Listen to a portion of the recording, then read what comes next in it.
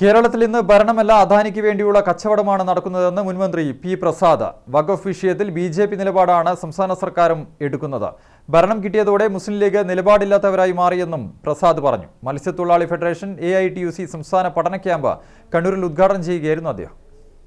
സംസ്ഥാനത്ത് ഇന്ന് ഭരണമല്ല കച്ചവടമാണ് നടക്കുന്നതെന്ന് മുൻമന്ത്രി പി പ്രസാദ് ആരോപിച്ചു. വഖഫ് വിഷയത്തിലടക്കം മുസ്ലിം ലീഗ് നിലപാടില്ലാത്തവരായി മാറി.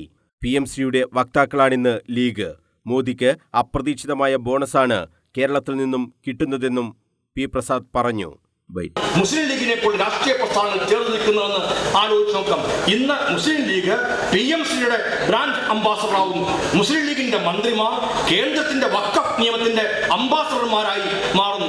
കോടതിയിൽ കേരളം കൊടുക്കുന്ന അഫിഡവിറ്റും കേരളത്തിന്റെ വാദവും മോദിയുടെ ഗവൺമെന്റിന്റെ വാദങ്ങൾക്ക് അനുസരിച്ചായി മാറിത്തീരുന്നു. എന്ത് മതനിരപേക്ഷതയാണ്, എന്ത് ന്യൂനപക്ഷ സംരക്ഷണമാണ് മുസ്ലിം ലീഗും കോൺഗ്രസും കേരളത്തിൽ നടപ്പിലാക്കുന്നതെന്ന് ആലോചിച്ച് നോക്കാം. അതുകൊണ്ടാണ് ഞാൻ പറഞ്ഞത്, ഈ നിലപാടുകളെല്ലാം അത് PMC ആയിക്കോട്ടെ, അത് വഖഫിന്റെ കാര്യത്തിലായിക്കോട്ടെ, എല്ലാ ഇടങ്ങളിലും മോഡി ഗവൺമെന്റിന് അപ്രതീക്ഷിതമായ ബോണസാണ് ഈ കേരളത്തിൽ നിന്ന് ഇപ്പോൾ കിട്ടിക്കൊണ്ടിരിക്കുന്നത്.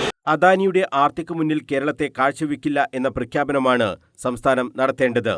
എന്നാൽ മറിച്ചാണ് ഇന്ന് സംഭവിക്കുന്നതെന്നും പി പ്രസാദ് കുറ്റപ്പെടുത്തി. കടലിനെയും കോർപ്പറേറ്റുകൾക്ക് തീരെഴുതുകയാണ് സർക്കാരെന്നും പി പ്രസാദ് പറഞ്ഞു. കണ്ണൂരിൽ മത്സ്യത്തൊഴിലാളി ഫെഡറേഷൻ AITUC സംസ്ഥാന പഠന ക്യാമ്പ് ഉദ്ഘാടനം ചെയ്ത് സംസാരിക്കുകയായിരുന്നു പി പ്രസാദ്. ഫെഡറേഷൻ സംസ്ഥാന പ്രസിഡന്റ് TJ ആഞ്ചലോസ് അധ്യക്ഷത വഹിച്ചു.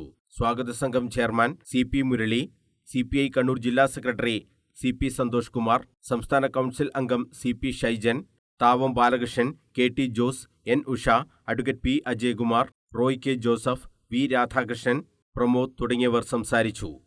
News bureau, Kannur.